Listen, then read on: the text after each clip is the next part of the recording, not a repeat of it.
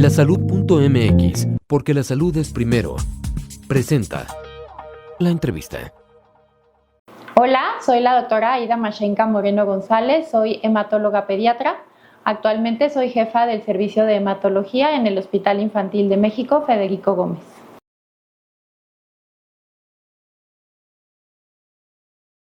Ha avanzado muchísimo el tratamiento. Empezamos, pues todos recordamos esta historia de los zares rusos, en las que teníamos una discapacidad súper importante y de hecho el miedo era que fallecieran en su casa desangrados. A partir de esto se describe de forma ya muy adecuada la hemofilia y se empiezan a tener tratamientos que la verdad es que cambió por completo la visión de esta enfermedad, que la teníamos como una enfermedad intratable y que podían llegar a fallecer los pacientes. Entonces, ya teniendo el tratamiento, la verdad es que íbamos bastante bien hasta principios de los 80s, en los que viene la epidemia de VIH, que desgraciadamente atacó a muchos de los pacientes con hemofilia y pues realmente muchos fallecieron a partir de esto. Pero gracias a esto también viene el desarrollo de la tecnología recombinante para los factores de la coagulación y de ahí creo que hemos ido para adelante y para adelante. La verdad es que ahora ya no nos preocupamos tanto porque se nos vaya a desangrar el paciente, como eso era lo que teníamos al principio mucho miedo, sino en este momento ya estamos viendo por mejorar la calidad de vida de los pacientes porque hemos llegado a tal punto del tratamiento que ya lo que voy a hacer es no solamente que no sangre, sino que pueda hacer su vida como cualquier otro niño, que pueda jugar, que pueda hacer el deporte que él desee. Y esto ha sido gracias a los tratamientos nuevos que tenemos actualmente.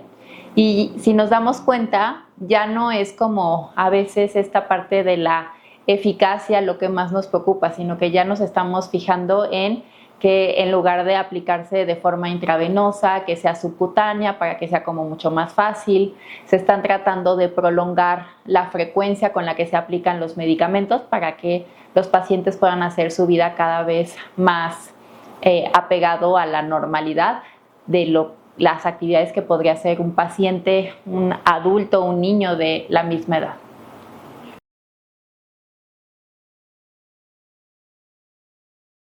Pues es nuevamente esta parte de buscar, por ejemplo, las terapias de reemplazo. De las ventajas que tienen es que realmente la efectividad es muchísima, pero podemos inyectarlos de forma subcutánea. No es el paciente que tiene que estar buscando la vena, quién sabe, pues a pesar de que ya estén muy capacitados, pues se tardan, ¿no? Entonces es mucho más fácil aplicarlo vía subcutánea, que no le tienes como que atinar a nada, sino nada más se lo ponen. Aunado a que la frecuencia de administración se va espaciando. Por ejemplo, en terapias de reemplazo, incluso lo podemos llegar a aplicar cada 4 semanas. Entonces es un día que, por ejemplo, en mi institución lo aplicamos ahí en el hospital, pero incluso hay pacientes que se lo podrían estar llevando a casa y ellos aplicarlo. Entonces, esta parte de ampliar muchísimo la frecuencia de administración y que la vía de administración sea mucho más fácil, pero sin perder ni un segundo la parte de la efectividad. De hecho, sabemos que terapias de reemplazo nos pueden llegar a dar la tasa de 0 sangrados, que eso sería pues prácticamente la vida de un paciente sin la enfermedad. Ahora, los factores de vida media extendida, lo que se ha tratado es precisamente de espaciar cada cuánto lo voy a administrar. Y si bien muchas veces no hemos logrado espaciar muchísimo, porque a lo mejor se aplican 2 veces a la semana en lugar de 3, pero el nivel de protección que nos van a dar, el nivel de actividades que voy a poder realizar bajo el tratamiento con estos medicamentos, la verdad es que es muy bueno. Y bueno, por último, la terapia génica, que ya es una realidad aquí en México. Ya el doctor Jaime García ya tiene pacientes en protocolos de terapia génica, porque hasta el momento solamente está aprobado para adultos. Pero pues se le pone una dosis del medicamento que finalmente lo que va a hacer es introducir información genética mediante un virus para que las células del hígado empiecen a producir el factor.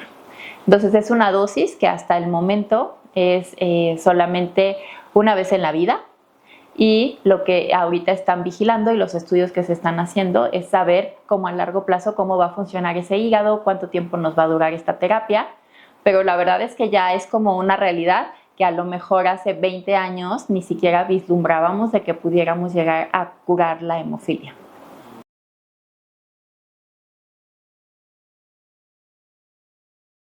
La verdad es que antes veíamos los medicamentos y los veías muy lejanos. Entonces íbamos a los congresos y decías, híjole, el día que a mí me llegue, ¿no? Creo que ahora se ha acelerado mucho más el acceso que podemos llegar a tener en México y en América Latina, porque yo recuerdo haber estado en la exposición, en el congreso en el que dieron los resultados de Emicizumab. Y me acuerdo que era un evento así como si nunca he ido a una presentación de un coche, pero así me la imaginaba, ¿no? Todo el mundo estaba así como pendientísimo para saber qué resultados había. Era como el evento. Eso fue 2017 en Berlín. Y a nosotros tuvimos la oportunidad de ya tratar nuestro primer paciente en el 2020. O sea, solamente fueron 3 años en lo que llegó el medicamento a México. Entonces creo que este acceso, la verdad es que fue bastante rápido para lo que habitualmente habíamos estado acostumbrados. Obviamente faltan como acceso a medicamentos, por ejemplo, los factores de vida media extendida. Creo que sí nos hemos tardado un poco en cómo hemos podido llegar a obtenerlos, pero ya, de hecho, pues ya este año, por lo menos en mi hospital, ya los vamos a tener disponibles.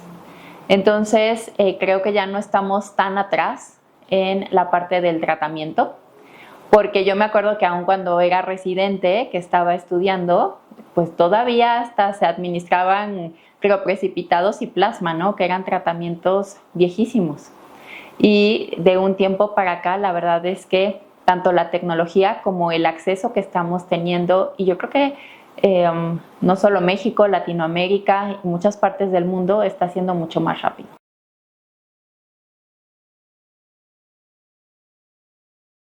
Yo creo que una muy importante es el diagnóstico oportuno, porque ya cuando llegan a una institución que tiene como el conocimiento de la enfermedad, probablemente la presencia de una clínica multidisciplinaria, creo que ya se facilita mucho esta parte del journey para el paciente. Pero el que los médicos de primer contacto todavía no estén como familiarizados o bueno, no familiarizados, siquiera que la piensen, ¿no? O sea, que si llega un paciente que está lleno de moretones, decirle pues es que es un niño y se pega y es normal, sino ir a buscar qué hay más allá. Entonces creo que esa parte todavía es un reto, a pesar de que pensaríamos que eso ya lo tendríamos que tener cubierto. Yo creo que hay mucho que trabajar en esta área del médico de primer contacto para que de verdad pueda llegar de forma oportuna. Porque no es lo mismo el niño que me llega al año de edad con la sintomatología al niño que ya me llega a los 8 años porque ya tiene sangrados articulares, porque ya se lastimaron sus articulaciones. Ahí por más que haga, la verdad es que dándole el tratamiento oportuno, probablemente su articulación ya esté muy lastimada.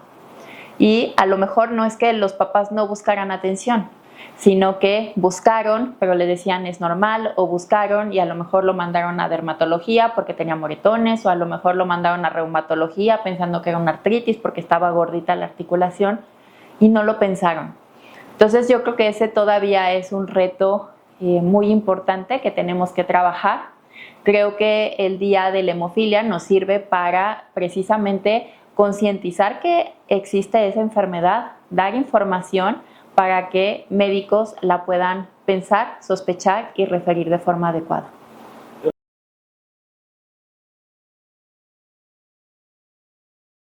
Yo creo que todos tenemos que trabajar como un equipo, porque finalmente todos vamos por el bien del paciente, ¿no? Tanto las instituciones públicas, los que trabajamos, la farmacéutica. Yo sí soy probablemente mucho de si el laboratorio me va a ofrecer lo que yo no tengo disponible en mi hospital, por supuesto que lo voy a tomar. Si yo no puedo tener ultrasonido todo el tiempo, pero puedo hacer una jornada de hacerles ultrasonido a mis pacientes, patrocinado por un laboratorio, lo voy a tomar. Entonces, son importantes las políticas públicas porque realmente nos hizo avanzar bastante en el tratamiento de la hemofilia. Yo creo que fue un parteaguas en el 2019, cuando tuvieron la iniciativa de citar a expertos para decir qué es el tratamiento que ustedes quisieran darles de forma ideal a los pacientes. Era como escribir la cartita a los Reyes Magos y se tardó, pero se cumplió, ¿no? Entonces, ya esta parte de le voy a dejar la profilaxis muy bajita porque no me alcanza el medicamento, la verdad es que en muchas instituciones ya se dejó atrás. Y eso vino a mejorar muchísimo la calidad de vida de los pacientes. Y esto fue pues también gracias a una política pública, a una iniciativa para que los factores incluso bajaran su precio porque eran muy caros. Y con esto también pudimos introducir de forma temprana anticuerpos monoclonales, terapias innovadoras que a lo mejor si no hubiéramos tenido esta iniciativa pública, pues probablemente quién sabe cuántos años nos hubiéramos tardado. Y pues yo creo que también las organizaciones de pacientes son súper importantes porque a lo mejor en algún momento decimos, ay, esa mamá que da lata, ¿no? Pero yo creo que si estuviéramos en su lugar y nuestro hijo no tuviera el tratamiento, o sea, yo también haría lo mismo. Entonces, creo que todos tenemos que trabajar en equipo, instituciones públicas, cambiando políticas públicas, las federaciones de los pacientes que nos ayudan a hacer eso y los laboratorios que estén como un soporte atrás de nosotros, aportándonos lo que no podemos llegar a obtener de forma tan fácil. Yo creo que hay que aprovechar como cada cosita que te den es en beneficio del paciente. Sumar siempre y trabajar como todos un equipo, que al final todo esté centrado a la atención del paciente, que es quien va a estar en el centro. Y no creo que haya nadie más importante de si el laboratorio, que si las instituciones públicas, y considero que nunca deberíamos estar peleados con las industrias farmacéuticas. Creo que es algo que nos puede sumar mucho.